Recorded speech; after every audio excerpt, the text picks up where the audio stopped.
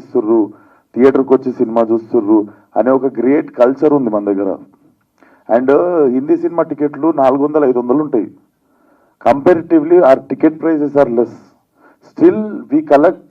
వాళ్ళు ఇండియాలో 28-29 స్టేట్లలో వచ్చే కలెక్షన్లు మనం 2 స్టేట్లలో ఇచ్చేస్తుంటాం మన తెలుగు ఆడియన్స్ అంత చిన్న టికెట్ ప్రైస్తో. సో ఇంతమంది బతుకుతున్నారు, థియేటర్లో పనిచేసిన వాళ్ళు కావచ్చు, వాళ్ళు కావచ్చు. ఒక 2 నెలల నుండి సినిమా లేదు థియేటర్లో. ఇప్పుడు మనం అందరం కలిసి సంతోషపడాల్సిన విషయం, ఒక సినిమా వచ్చింది, మళ్ళీ థియేటర్కి జనాలు వచ్చిర్రు, థియేటర్లకి రెవెన్యూ వచ్చింది, కొన్ని మూసేద్దామనుకుర్రు, అది ఇంత నడుస్తున్నప్పుడు ఇంకా మీరు చూడకుండానే ఇచ్చిర్రని మీరు అంటారు. అది పొద్దున్న నుండి నాకు 10 మంది చెప్పారు, అది చూడకుండా ఎందుకు ఇస్తున్నారు అనే సినిమాకి రివ్యూ అని. కొన్ని చోట్ల షో అయిపోకముందు. అండ్ కొంతమంది ఫస్ట్ హాఫ్కి ఒక రివ్యూ, సెకండ్ హాఫ్కి ఒక రివ్యూ. సెకండ్ హాఫ్ రివ్యూ రాస్తున్నప్పుడు, ఫస్ట్ హాఫ్ రాస్తున్నప్పుడు మరి సెకండ్ హాఫ్ ఎప్పుడు చూసిర్రు, పాజ్ చేసిర్రా మరి థియేటర్లో తెలియదు. సో ఇట్లా మరీ మనం అంటే మా శత్రువులు ఎక్కడో ఉండరు.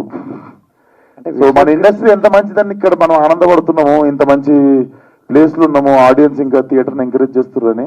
అట్ ద సేమ్ ప్లేస్ ఇట్లాంటివి కూడా జరుగుతుంటాయి. అంటే నాకు తెలిసి మనం చేంజ్ చేయలేము అనుకుంటా. You should become bigger than a problem, like I said yesterday. ప్రతి మూవీకి మరి మీరు ఇలా ఫేస్ చేయడానికి రెడీగా ఉన్నారా? మరి ఫేస్ చేయడానికి రెడీ ఉన్నానా అంటే ఇప్పుడు నేను ఏం చేయగలుగుతా, ఒక ఐడియా చెప్తే నేను ఇంప్లిమెంట్ చేస్తా అది. ఎందుకంటే అంటే అలసిపోయినాం అనుకుంటా చెప్పి, దాని బదులు చెప్పకుండా మూడు ఖరాబ్ చేసుకోకుండా డిస్ట్రిబ్యూటర్కి ఫోన్ చేస్తే 3 సెట్ అయిపోతుంది. సో అది బెస్ట్ అనుకుంటా. మీ అందరికి తెలుసు సినిమా ఎట్లా ఆడుతుందో, మీ అందరికి తెలుసు. ఇదేదో ఆడకుండా హౌస్ఫుల్ కాకుండా సినిమా కలెక్షన్లు రాకుండా నేను ఈయన కూర్చొని ఏదో మూమెంట్కి. యాక్చువల్గా అయితే మేము కేక్ పెట్టుకోవాలి, బయట క్రాకర్స్ కాల్చాలి. అది కూడా ఎందుకు చేయలేదు అంటే మేము మా ప్రొడ్యూసర్ గారి ఇంట్లో జరిగిన ఇన్సిడెంట్కి రెస్పెక్ట్ పే చేయాలని చెప్పి we kept it very simple and come.